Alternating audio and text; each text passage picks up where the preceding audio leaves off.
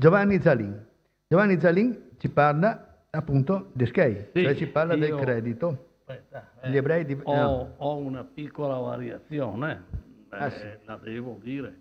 Considerazioni sugli insediamenti e sulle attività degli israeliti nelle province venete tra ancien regime e dominazioni straniere. Hai quasi finito il tuo tempo. Sì, vabbè. Cioè è un po' più completa, Dai, ma scherzo. meno approfondita, dai. Allora, rivisitando la documentazione via via raccolta in un percorso di ricerche iniziato dopo il mio incontro con Daniele Beltrami a Ca' Foscari e con Giuseppe Mori nell'Istituto Tecnico di Valdagno, personaggi dei quali debbo servare grata memoria, mi sono accorto di essermi imbattuto con le attività delle comunità ebraiche fin dagli inizi della carriera. E vorrei subito cominciare con le celebri anagrafi, non ti agitare, e dalle quali sono partito per delineare la situazione demografica e sociale dello Stato Veneto, i cui ristretti compaiono appunto nel mio primo volume. Ricordo ancora di essere rimasto sorpreso in riguardo a certi valori delle anagrafi dell'elevato numero degli strazzaroli ebrei, non comprendendo allora appieno, siamo alla metà degli anni 60 del passato secolo, il loro vero significato. Solo più tardi, leggendo un saggio del collega Giorgio Borelli sui momenti della presenza ebraica a Verona, dove sono accennati i legami commerciali intrattenuti da famiglie della comunità veronese con la provincia salodiana a proposito del Reffe che nel primo Seicento costituiva per Salò un affare di esportazioni annuali superiori ai 500.000 ducati. Solo più tardi dunque mi si chiarì qualche dubbio in merito al commercio degli stracci. I Verlengo, i Cuzzeri, i Navarra, i Greco, i Gaon e così via vi traevano il reffe in cambio di tessuti di vario genere. Ma nella Riviera Benacense, allora autonoma provincia dello Stato marciano, esisteva nelle quadre superiori la più grossa concentrazione di cartiere, almeno una quarantina di piccole unità, le quali abbisognavano di considerevoli partite di stracci, in aggiunta ai residui della lavorazione del lino, stracci che venivano immessi nei tini, macerati giorno e notte con pistoni, mossi dalle cadute d'acqua alle Camerate, è una località locale, per formarvi i classici fogli di carta di particolare bianchezza per via del lino, che al pari dal Reffe venivano esportati in Europa e anche a Venezia nelle terre del sultano. Dunque, in questo reperimento e traffico della materia prima richiamata, gli ebrei eccellevano e non è un caso che il loro numero appaia rilevante sia nel ghetto di Venezia che in quello di Verona. Ma mi chiedevo quanti erano questi ebrei e soprattutto come erano distribuiti nella fase terminale d'esistenza della nostra Repubblica. Come insegnava Mario Romani, un nostro maestro, in ogni indagine era opportuno che lo storico dell'economia partisse dalla consistenza demografica. Gli ebrei non erano molti tra noi e soprattutto andavano soggetti ad una certa mobilità che si riferiva peraltro in maggior misura ai soli negozianti. Nel valutare l'esiguità di quelle 5.000 anime, tanta la loro consistenza, sempre dalle anagrafi, occorre anche considerare che nelle province situate oltre il Mincio e più in là, cioè nello Stato di Milano, esistevano dei vuoti che verranno colmati solo con l'arrivo delle armate francesi.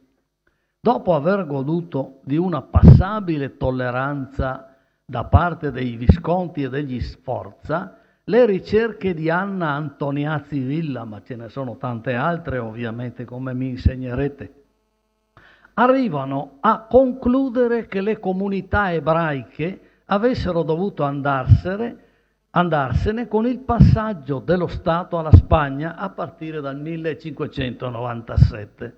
Del resto, Germano Maifreda, sulle cui ricerche farò un cenno, non ha trovato praticamente traccia di ebrei per l'età moderna, se non per due famiglie, i Formigini a Milano e i Vitali a Lodi.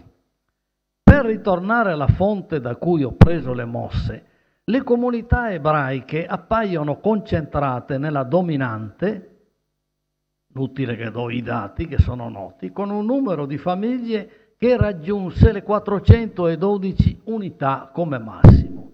Non siamo lontani dalla rilevazione compiuta a ciclo esistenziale della vecchia Repubblica, concluso dallo scrivano della locale università degli ebrei, si capisce, Saul Levi Mortera, di cui ha dato conto tante volte Riccardo Calimani, che vedo presente. Il secondo nucleo ebraico si localizza nella seconda città dello Stato, seconda sia per il profilo demografico che per quello commerciale, cioè a Verona. Entrambi i casi confermano la validità delle intuizioni di Roberto Cessi, che correlava la presenza ebraica con l'esistenza di positivi indici economici. Il numero delle famiglie a Verona raggiunse il massimo di 177 unità, con oltre 900 individui complessivi.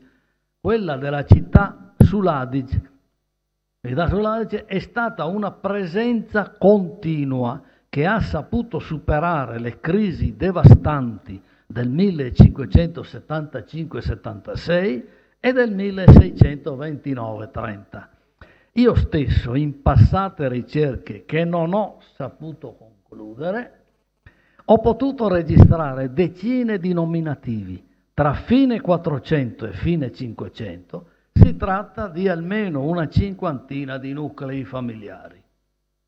La terza posizione è detenuta da Padova. Per talune considerazioni sulle vicende dei gruppi ebraici nella città del Santo, è forse opportuno servirsi di una seconda fonte a valenza generale, come suol dirsi, quella delle relazioni dei provveditori veneti, fatta da una equipe coordinata dal compianto Amedio Tagliaferri e da un altro storico presente. Capitale culturale, con il famoso studio in cui confluivano studenti di ogni parte d'Europa organizzati in nazione, gli ebrei vi avevano trovato ampie possibilità di inserimento, sia per attività finanziarie di cambio che commerciali. Attraverso i rettori, con i loro pregiudizi, la Repubblica li teneva d'occhio. Relaziona in Senato nel marzo del 1611 il podestà Angelo Correr. Non solo gli ebrei del ghetto di Padova tengono pubblicamente e con gran libertà nelle loro botteghe pannine di seda forestiera ad uso di quei sudditi, ma sono passati tant'oltre che, convenendosi con quelli daciali e pagandole il loro dazio veramente, le è pubblicamente permesso il portarle, tenerle e venderle, e ne conducono, assicura il Correr, per quella parte infinite altre anco in questa città, Venezia. Come è stato affermato, è forse da ravvisare nel primo Seicento il momento in cui, assorbito il divieto di venerare almeno nei luoghi in cui si era riusciti a porre in essere il correttivo del monte di pietà, agli ebrei era stata lasciata, attraverso salate condotte, la facoltà di inserirsi nei traffici. Un quarto nucleo ebraico si era ritagliato molti spazi d'azione nel territorio che verrà poi chiamato l'ubertoso granaio della Repubblica, il Polesine. Il fondaco Alediade, in tanta abbondanza, paradossalmente non era stato ancora costituito agli inizi del Seicento. E poiché il Santo Monte era stato distrutto, secondo il provveditore Pietro Marino Gradenigo, siamo nel 1613, da quelli che hanno avuto il governo e il maneggio di esso, gli ebrei banchieri che prestano agli terrieri, scrive Gradenigo, a 12 e tali forestieri a 15%, fanno essi molte faccende con la città e con il Polesine tutto. Simili giudizi si possono cogliere in altre annotazioni secentesche. Così la convinzione che a favorire l'apertura dei banchi ebraici siano stati i maggiorenti locali per le grosse contribuzioni che essi vi traevano, traspare sia in Gerolamo Correr che in Francesco Trevisan per gli anni 1624-25. Il primo, di fronte agli intacchi del Monte di Pietà e al suo malgoverno, sottolinea che quelle povere genti convengono valersi degli ebrei che in quella così piccola città, Rovigo la stimiamo 3.500 anime, hanno 3 banchi ed invero mi ha travagliato molto il vedere che ve ne sia di ebrei tanto numero e che abbiano le botteghe nella stessa piazza, adesso è la piazza al re Pardio della Patria, e siano meschiati con cristiani senza alcuna distinzione. Il secondo lamenta anche il frammischiamento con i sudditi, non solo nei negozi di marzaria, di grassine ed altre cibarie, ma anche nelle case, tanto che non si sa distinguere gli uni dagli altri. Di fronte alla tracotanza di questi infideli, Trevisan si era sentito in obbligo di intervenire per delitti commessi di offese dei cristiani con armi e per altri eccessi. Per altro verso, la congiunzione di interessi con alcuni di quei gentiluomini aveva facilitato l'erogazione di prestiti sino al 15% di interesse a gente di Lendinara ed Abbazia.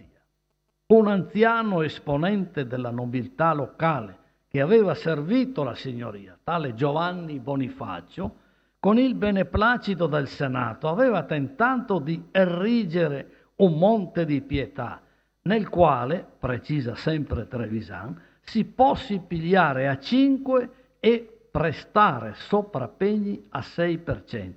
Ma il piano non andò in porto perché molti degli altri cittadini che favoriscono gli ebrei non lasciano che opera così pia e caritatevole s'essequisca.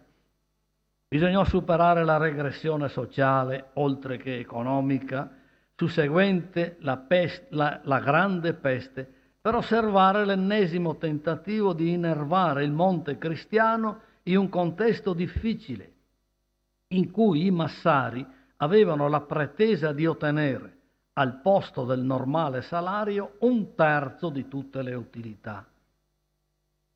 Giovanni Grassi, nella sua relazione del settembre 1736, è convinto che dovendo corrispondere il 4% sui depositi che si incassavano, al monte restasse ben poco per le spese correnti e il bagattino di sanità. Quanto agli ebrei, essi continuavano da diversi anni a gestire, magari con l'interposizione di un cristiano, la condotta dei 10 dazi uniti, ivi compreso quello della seta. Del resto erano essi i titolari di molti fornelli fatti erigere nei villaggi piuttosto che in Rovigo, in modo da attirare i venditori di bozzoli. Si ha tuttavia l'impressione nel corso del Settecento che la loro posizione stia decisamente declinando, secondo la efficace relazione di Gaetano Dolfin, relazione seguita alla rotta del 1749 che sommerse il distretto di Santa Giustina, e la Val d'Entro. La comunità ebraica non era ella sì povera di persone, quanto di commercio e di sostanze. 14 soli sono i botteghieri di questa nazione, afferma il provveditore. 2 sole le botteghe di merci malamente fornite e tutte le altre ridotte a miserabili strazzerie e 2 di soli commerci.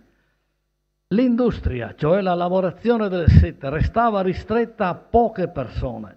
Il resto delle 300 anime erano a carico dell'università che con le sole elemosine le alimenta. Rispetto al primo 600, ripeto, si trattava di una vera e propria debacle sulle cui cause non mi è possibile indugiare. Non mi soffermerò a sottolineare la presenza e le attività delle famiglie ebraiche nei territori orientali della terraferma, anche per il fatto che tra i relatori che mi affiancano siedono colleghi che hanno dedicato numerose e puntuali ricerche su tali territori e su tali tematiche. Mi sia concesso peraltro accennare al caso della fortezza di Palma, dove il provveditore generale Giovanni Pasqualigo nel 1611 si dichiara favorevole alla introduzione di un banco ebraico per impedire che la popolazione e parte della truppa si spostino a Ontagnano e in altre terre dell'impero a provvedersi di denaro, poiché poche miglia superavano la fortezza dal confine. A Ontagnano, annota Pasqualigo, i soldati impegnano le armi e ricevono quel poco denaro che gli viene dato e se ne vanno poi dove gli piace mediante questo commodo, il che causa poi che gli ebrei feneranti, sapendo che i pegni hanno a restare in poter loro, diano solamente 5 sopra roba che vale 20, essendosi essi ebrei, per questa via e per il concorso grande fatti ricchi, eccetera. Andiamo in Adriatico, salto un pochettino. In Adriatico e nello stato d'Amar l'intraprendenza delle famiglie ebraiche non era certo minore che in Occidente. L'invenzione del marrano Daniele Rodriguez e del fratello Pietro riguardo alla scala di Spalato consentì a Venezia di limitare i danni della perdita di Cipro, rivalutando con ciò le saline dalmate e favorendo l'arrivo nei porti e nelle sponde orientali di lane, pellami, cere, grani e perfino mais dalla Balcania, dove vi erano iniziative importanti. Le colonie ebraiche erano presenti a tonificare i traffici di ogni genere. È sempre la tesi di Cessi. Non è un mistero che tra 600 e 700 un terzo delle esportazioni olearie dalle isole ioniche verso Venezia era nelle mani, come Ciriacono ci ha documentato, non c'è ma devo citarlo, delle compagnie israelitiche. Sono gli Yakur, i Vivanti, i sacerdoti, i Vitale soprattutto, che dispiegavano questa volta attraverso i Malta e ancora i Vivanti i loro interessi anche nelle Puglie. Non fa perciò meraviglia constatare che nel tardo Settecento il Levante suddito, cioè isole principali, Corfù, Santa Maura, Zante, Cefalonia, con una popolazione complessiva tra i 130 e i 140.000 abitanti, ospitassero almeno 1340 anime ebrei, suddivise in 212 famiglie. Grosso modo un quarto della popolazione ebraica di tutto lo Stato. In realtà il secondo Settecento vede nelle coeve ricostruzioni di Giovanni Antonio Morana, l'ho preso da te, come console generale della Repubblica a Durazzo e nelle piazze di Albania, e in quelle di Carlo Antonio Marin, questa volta l'ho letto io, un buon momento per i traffici levantini, tanto che lo stesso Morana aveva chiesto al Senato, una bella notizia, l'istituzione a Corfù del Porto Franco, in modo che i sudditi veneti, gli ebrei non sono sudditi, ma ci sono certo gli ebrei come operatori, fossero messi nelle condizioni di beneficiare dei commerci con le località del Mar Nero. Marin era rimasto impressionato da esperienze sue dirette, in particolare a Cefalonia, dove era stato sovracomito di Galea nel 1778, avendovi trovato un indicibile squallore in conseguenza del terremoto. Ritornandovi quale provveditore alcuni anni dopo, aveva intravisto un paesaggio fisico-antropico e anche commerciale completamente diverso. Specie nei centri maggiori, Livatò e Luxuri, spero la pronuncia vada bene, attribuendone le cause proprio all'incidenza dei traffici dei locali oltre il Bosforo. Il numero dei bastimenti nel mio primo approdo a Cefalonia, sempre Marin ha lasciato scritto, non era che di 60 poco più. Quando vi tornai si calcolavano de poco men di 600 bastimenti. Forse ha accelerato, però insomma ha esagerato, ma insomma questi sono i dati. Queste valutazioni vanno estese all'intero spazio adriatico, come dimostrano le ricerche di vari autori, soprattutto in conseguenza dell'azione propulsiva esercitata dal Porto Franco di Trieste e da quello di Ancona, che per altro verso tante angustie davano alle magistrature veneziane. Peraltro le certosine ricerche del compianto Nicola Ciolac all'archivio dei Frari e in quello di Fano hanno dimostrato la fattiva presenza e il peso crescente della marineria istriano-dalmata lungo i decenni del Settecento. Allacciandomi per finire a quanto la collega, scusa che la cito, Maddalena Del Bianco è andata ricostruendo in occasione soprattutto del convegno sul bicentenario della caduta della Repubblica, ne parlavamo ieri sera, convengo anch'io che le facilitazioni concesse da Maria Teresa d'Austria e dal figlio Giuseppe II ai ceti ebraici, che in misura via via crescente gravitarono attorno al Porto Franco di Trieste, dove godettero libertà di traffico e di movimenti di capitali certo inusitati rispetto al passato, siano state una delle ragioni del loro successo economico e del loro prestigio sociale. Tra l'altro, ciò indusse le magistrature veneziane, nel ventilato pericolo di perdere a beneficio della temuta Trieste gli operatori più dinamici, a impensabili concessioni ai ceti ebraici, come si desume dalla ricondotta del 1788 rispetto a quella di 11 anni prima, quando c'era Andrea Tron.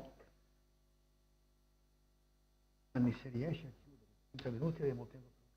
Sì, aspetta un momento, tagliamo il caffè.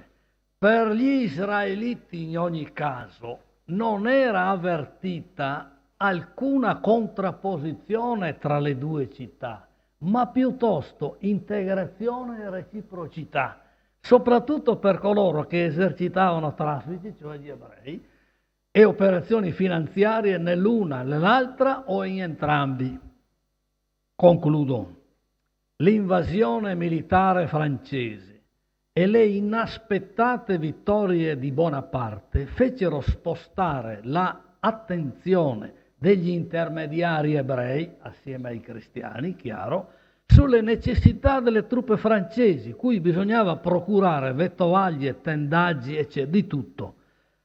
Fu così che ai Vivante, creditori di 400.000 ducati argentei, per usare una espressione di Einaudi, per varie forniture venne assegnato, con il crisma di una voltura notarile, il più esteso latifondo già appartenuto al clero regolare nell'Occidente veneto.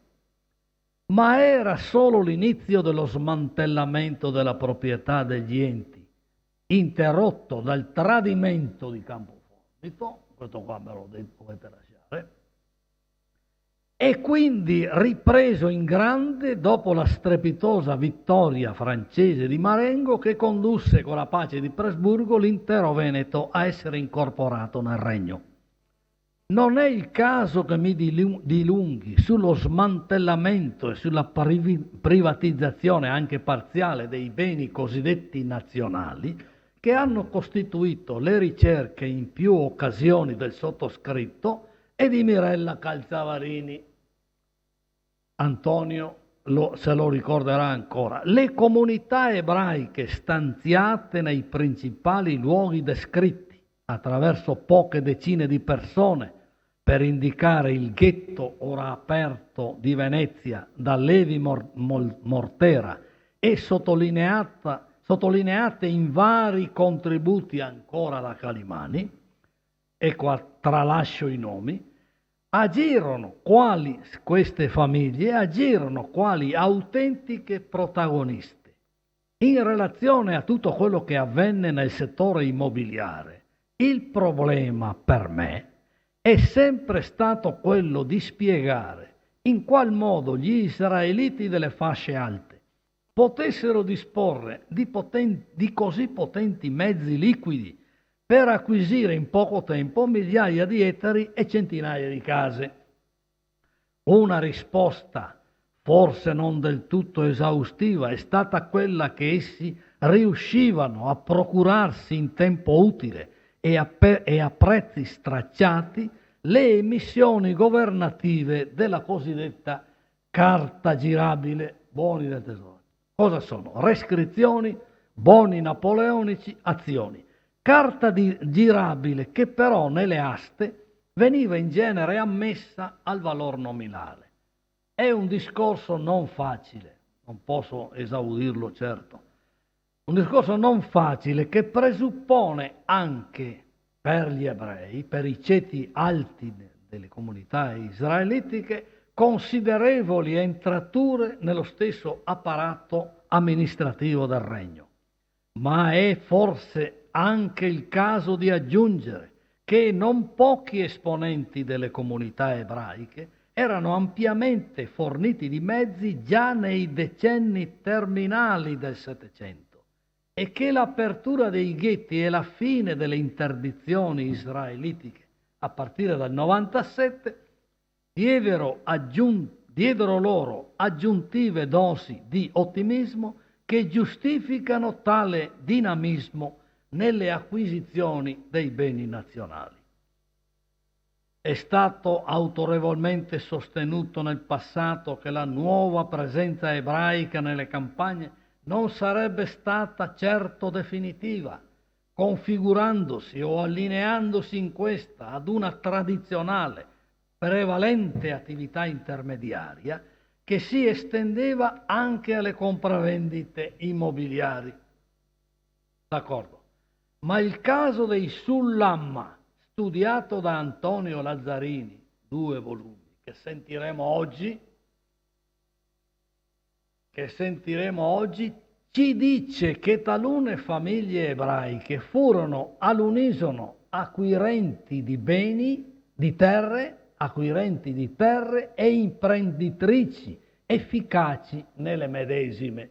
Si tratta dunque di un quesito ancora aperto.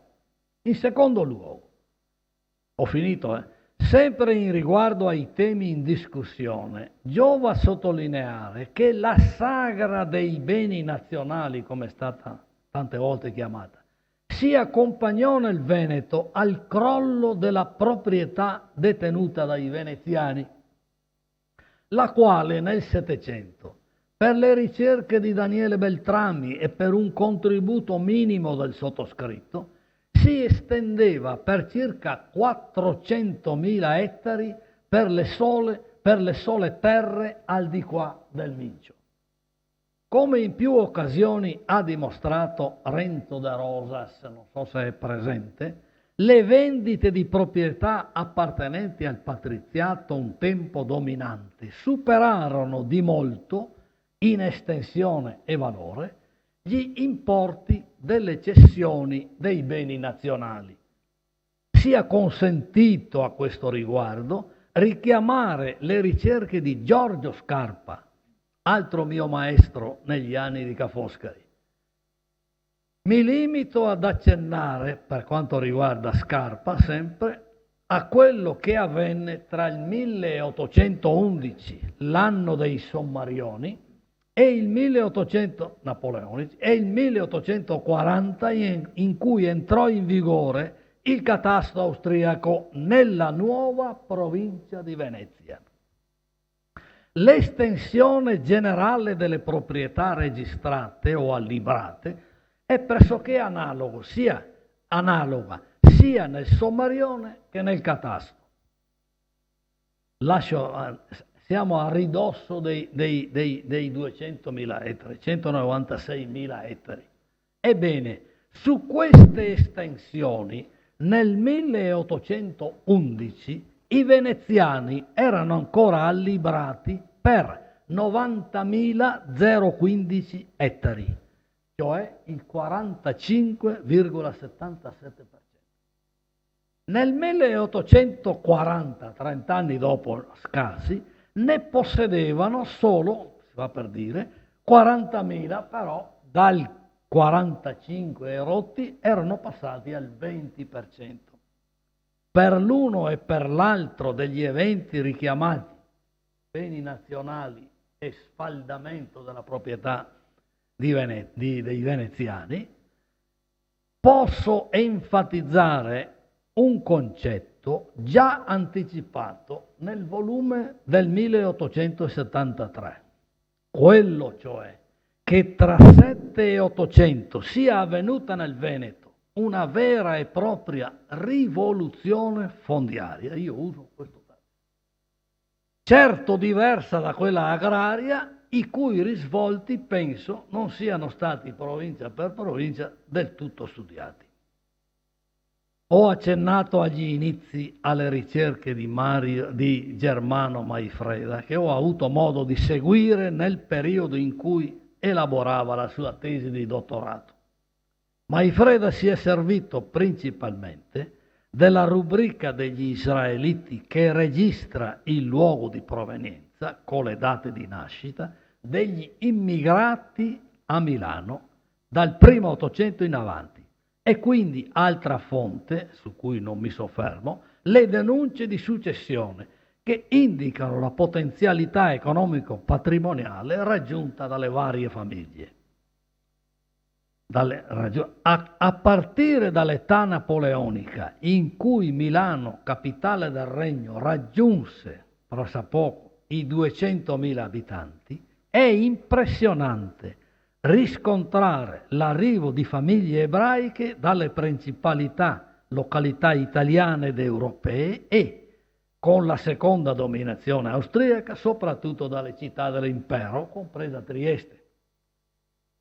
La mobilità si conferma in pieno uno dei tratti maggiormente caratterizzanti nell'esistenza dei gruppi ebraici. Per quanto riguarda le località centro-settentrionali d'Italia, osserviamo i numerosi afflussi da Mantova, dove la comunità ebraica, coltivata per secoli dai Gonzaga, raggiunse in età moderna una concentrazione superiore a quella di Venezia. Verona è in buona posizione, poiché da essa provengono, faccio qualche nome, i Boc, i Calabi, i De Chiares, i Forti o Fortis, i Cuzzero, i Grego, i Ferraresi, i Basilea, gli Orefici, i Polacchi, i Tedeschi, eccetera. Vi sono famiglie tra queste che per secoli hanno dimorato nel ghetto e altre di recente arrivo che vi avevano stanzionato durante la dominazione franco-italica e austriaca. Bravo Giovanni.